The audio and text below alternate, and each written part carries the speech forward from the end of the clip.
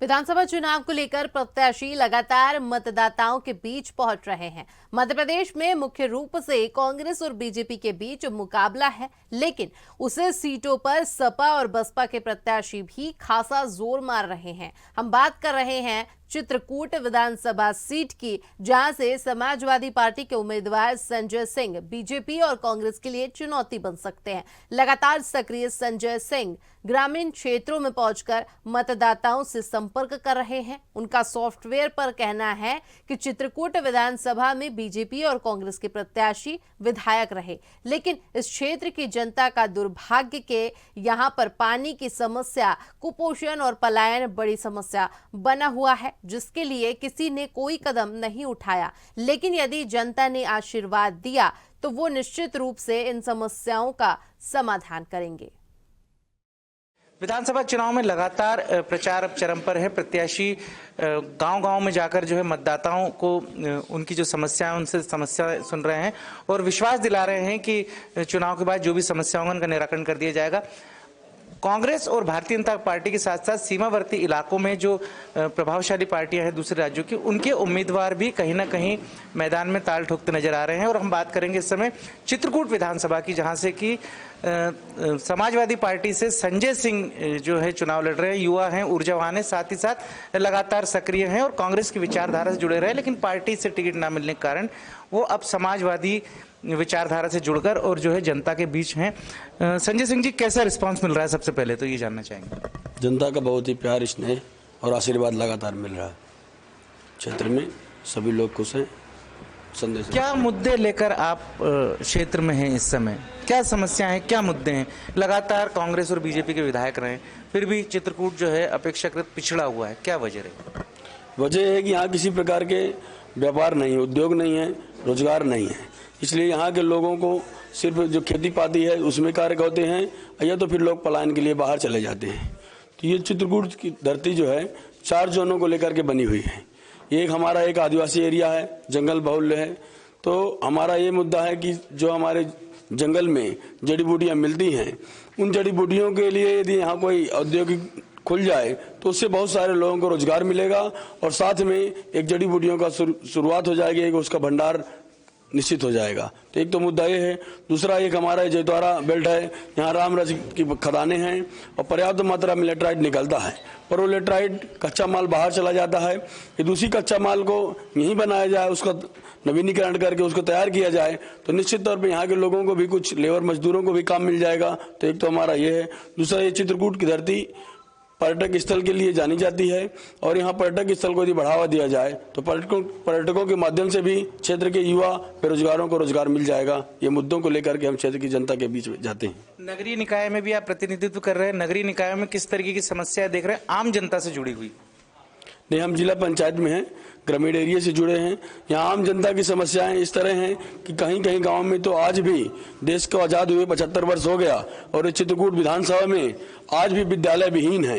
हमारे पास आदिवासी विद्यालय पाथर कछार में है कि आज भी वहाँ विद्यालय नहीं है, वहाँ के बच्चों के लिए छत में छाया नहीं है और विद्यालय खुला हुआ है और विद्यालय के बच्चों को बाहर बैठना पड़ता है। यही मझगांव में भी एक आदिवासी जगह है जहाँ वहाँ विद्यालय नहीं है और वहाँ के बच्चों को भी बाहर बैठना पड़ता है।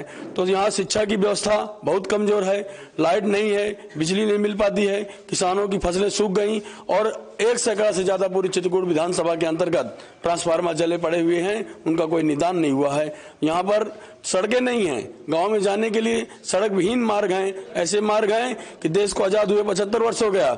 एक आदिवासी गांव है जहां पर 500 घरों की आबादी है, पर वहां आज तक सड़क नहीं बन पाई इस चित्रकूट विधानसभा में। इन मुद्दों को भी बात हम लोग करते हैं और हम जिला पंचायत में थे तो जिला पंचायत के माध्यम से हमने मध्य प्रदेश सरकार को पत्र भी दिया है और पत्र लिखा भी है। क्योंकि उसमें कोई मदद होता नहीं है, हम बनवाने में सक्षम नहीं है, पत्र लिख सकते हैं, वो हमने सरकार को लिखा बताया है।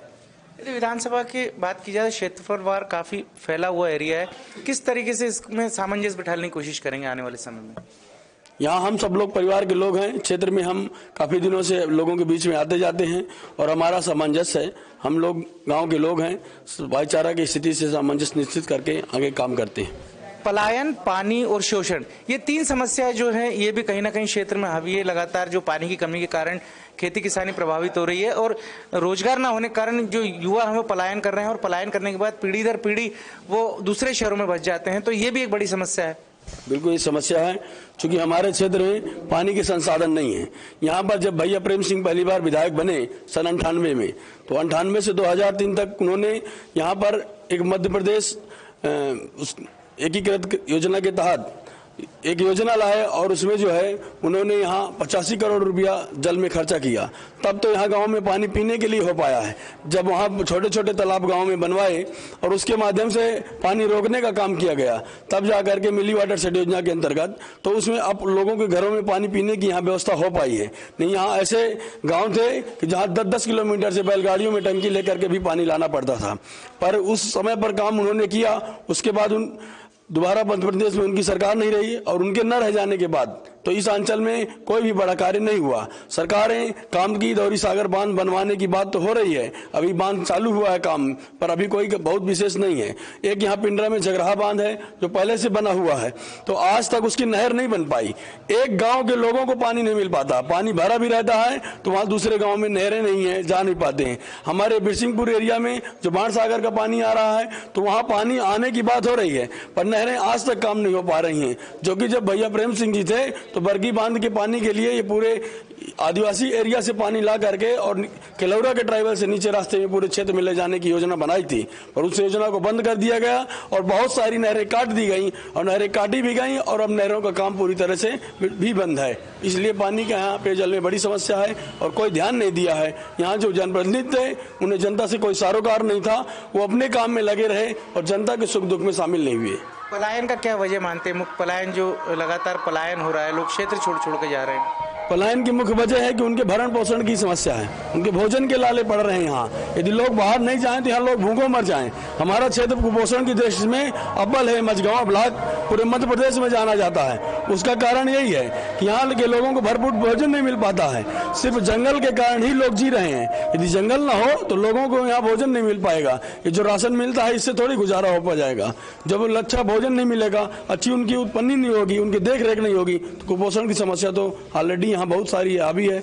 और इस अंचल में कोई अस्पताल नहीं है, कोई स्वास्थ्य की व्यवस्था नहीं की गई। भैया प्रेम भैया थे तो एक बरौंधा में उप स्वास्थ्य केंद्र था, वहां पर कम से कम डॉक्टर बैठते थे। उनकी आज मृत्यु हो गई, 7 वर्ष हो गए। 7 वर्ष में आज तक कोई जनप्रतिनिधि वहां डॉक्टर बैठाने का काम नहीं कर पाया है। सिर्फ हफ्ते में 1 दिन डॉक्टर जाता है, बाकी कोई डॉक्टर नहीं जाता है। 40 किलोमीटर के एरिया में मझगांवा एक प्राथमिक सामुदायिक स्वास्थ्य केंद्र है जो यहाँ लोग आते हैं और यहाँ कोई काम नहीं हुआ। जो 7 वर्ष में एक उपलब्धि नहीं है किसी के पास, किसी जनप्रतिनिधि के पास कि बता दे कि हाँ हमने ये काम किया। कोई उनका काम यहाँ नहीं क्षेत्र की जनता को दिखता। तो ये थे हमारे साथ संजय सिंह जी, जिनका साफ तौर पर कहना है कि चित्रकूट विधानसभा क्षेत्र में पलायन, कुपोषण और पानी की जो समस्या है उनके निपटारे के लिए उनके पास अपना एक विजन है और यदि भविष्य में उन्हें मौका मिलता है तो इस पर तेजी से काम करेंगे। कैमरा पर्सन कृष्णकांत झा के साथ अभय मरकले, चित्रकूट।